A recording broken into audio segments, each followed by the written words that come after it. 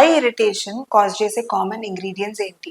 So usually మనం sun screens use చేస్తున్నప్పుడు దాంట్లో ఉండే ఆ కెమికల్ ఫిల్టర్స్ వల్ల ఐ ఇరిటేషన్ చాలా వరకు వస్తుంది.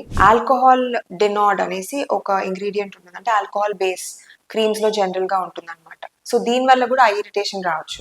మరి only around the I use చేసే అండర్ ఐ క్రీమ్స్ వల్లే వస్తుందా, లేదంటే ఈవెన్ ఫేస్ క్రీమ్స్ వల్ల కూడా వస్తుందా అంటే, especially actives containing face creams night time మనం ఏదైతే అప్లై చేస్తామో ఆ క్రీమ్స్ మైగ్రేట్ అవుతాయి అరౌండ్ ద ఐ ఏరియాకి. సో దాని వల్ల కూడా ఐ ఇరిటేషన్ వస్తుంది. సో ఈ I irritation not just skin around the ice, కానీ కంటి రెప్పల లోపల పార్ట్ లో కూడా ఐ ఇరిటేషన్ రావచ్చు. ఫ్రేగ్రెన్సెస్, మనం వాడే క్రీమ్స్ లో కానీ ఫేస్ వాషెస్ లో కానీ ఫ్రేగ్రెన్సెస్ ఉంటే ఇది చాలా వరకు ఐ ఇరిటేషన్ కాజ్ చేస్తుంది. ఇంకా ఓవర్ నైట్ మాస్క్స్ ఏవైతే ఈ మధ్య అందరూ ప్రమోట్ చేస్తున్నారు, పెట్టుకుంటున్నారు. సో ఈ over night masks firstly they not advised అండి, ఎందుకంటే 5 to 10 minutes లో ఏదైతే ఇంగ్రీడియంట్స్ మనం స్కిన్ కి అప్లై చేస్తామో అది స్కిన్ లోపలికి పెనిట్రేట్ అయిపోతుంది. మాక్సిమం మనం హాఫ్ అన్ అవర్ వరకు ఉంచొచ్చు. మాస్క్స్ లాంటివి లైక్ కొలాజిన్ షీట్ మాస్క్స్ అయినా లేదంటే క్రీమ్ బేస్డ్ మాస్క్స్ అయినా హాఫ్ అన్ అవర్ వరకు ఉంచితే సరిపోతుంది.